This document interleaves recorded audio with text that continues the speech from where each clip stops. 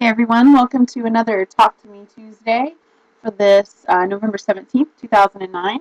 I'm coming to you live from a spiffy new laptop, so no more external mic, external keyboard.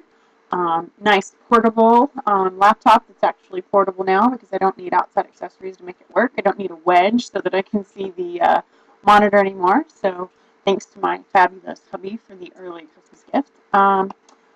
I have a few things to talk about, not a lot to show. I did a lot of sewing last week, and unfortunately don't have any of those things to show you today, but I do have photos, so I'll do a little slideshow at the end so you can see the things that I made and don't have anymore. First thing I did was I finished up my cottage blocks for the Christmas cottage swap. Got all those done and mailed out last week, and I started receiving mine as well. So hopefully next week or the week after, excuse me, I will have cottage blocks to show you guys from the other participants in the swap. The ones I've gotten so far are really, really cute, so I'm looking forward to showing them all to you at once.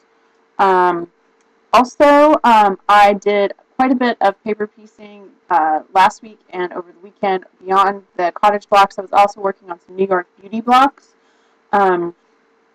I've mentioned before that I teach Introduction to Paper Piecing at Honeybee Quilt Store in Austin, and next session I'm going to be adding another class for New York Beauty, which the points of the beauty block are paper pieced, and then we'll spend most of the class working on the curves. So little basic paper piecing knowledge is necessary, and then we'll be focusing on adding curves to the block. So little paper piecing, little curves, and then we'll see how that goes. This will be the first time I teach this one, but I'm really looking forward to it because I think it's a fairly simple technique. It's a little scary if you've never done curves before. I started making clothing before I ever started quilting, so I've done lots of sleeves and things like that. So adding a curved piece is not as scary as you think it might be. So if you can do a sleeve, you can definitely do a curved block. Also, I did a little crochet, and I finished a project while Hard Hat Cat was visiting, and I didn't show it last week just because I didn't have enough time. I had to actually just shave off seconds through the entire video in order to make it under 10 minutes for YouTube. I made this out of leftovers from the Oh Wavy Baby I made. This is I love this yarn, of course. It's going to be for Linus. And what I did was, I'm going to try to show you here, I made a chain, and then I treated it like it was the center of a granny square. So this would be the end of the granny, and this is one side. And this is me just working on the foundation chain. So that it's actually a rectangle and not a square. It's a pretty subtle rectangle because it's not that big.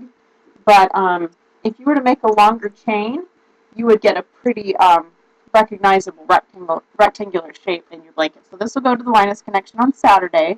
I will be there for the meeting from 9 to 11. So if you're in the Austin or Round Rock area, stop by. I'll put a link to that in the sidebar so that you can get an idea or find the address and come by and see us if you're in town. Let's see. Also, I pulled out an old craft that I made. This was made back in 2007 when I was going through my messenger bag frenzy, and I was making lots and lots of messenger bags. One of my favorite things to use paper piece blocks for are things that aren't quilts. I love to make purses and bags and wall hangings, which wall hangings are technically quilts, but I like smaller pieces and I like different pieces. So I did a whole slew of messenger bags that had paper pieced front or an element of paper piecing in the front. And this is one of the bags I made for myself. I took this to Phoenix Rising in 2007, which was a Harry Potter conference, and I was in the, was it Lumi Inn? I was in the Lumi Inn house. I'd have to look at my tag. I have it right over there. So we were pirates, and so I made myself a pirate bag. So this is a paper piece Jolly Roger, which the pattern is available on my website on sewhooked. This guy came from Hot Topic, I think. And I have a couple. I have a Hairy Pirate and a Mischief Managed button, which I made myself. And this guy, which is the pirate with scissors, I won that on a Craftster challenge, 2006 maybe, but it was actually a messenger bag challenge, and I did win the messenger bag challenge, so I thought it was appropriate to put that on a messenger bag. But this is my laptop bag, which had been collecting dust since my other computer was not actually portable anymore. So I got it out, washed it, it's all ready to go, and I will have that ready. So if I just feel the urge to do a Talk to Me Tuesday at the park, I can do that now. So I thought that would be fun to share. And for Calypso Bard this week, who loves showing her coffee mugs and talk about what she's drinking, this is my Billy's Australia cup, which I actually had before Kat visited. I've had it for a while. But I'm drinking Milo today, which is something that she introduced me to while she was here. It's quite yummy. It's a chocolate malted beverage. You can drink it hot or cold, and it's really, really tasty. Also, I found a little thing at Target, and this was when Kat was here, and I actually got excited and bounced up and down in the store. I'm a prolific gum chewer. Probably not the best thing to be proud of, but I chew a lot of gum. I don't chew during my classes or if I'm supposed to be speaking or whatever, but I do chew gum. And this is the one I usually chew. This is Watermelon Twist, which I really like. I only chew sugar-free gum because I have had to have some dental work done from chewing sugar-laden gum from when I was in high school, so I only chew sugar-free gum now.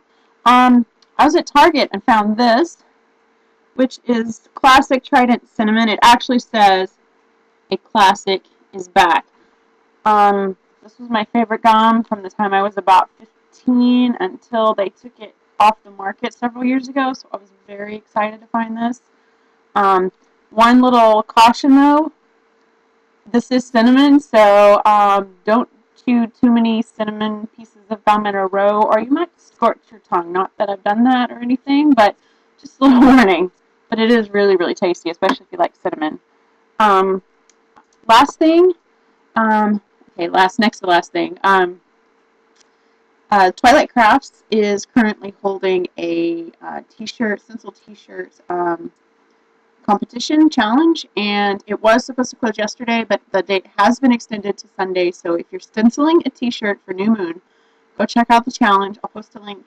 Enter to win. There's some great prizes, some really, really fun stuff, and we, of course, want to see your t-shirts because that's what the craftiness is all about.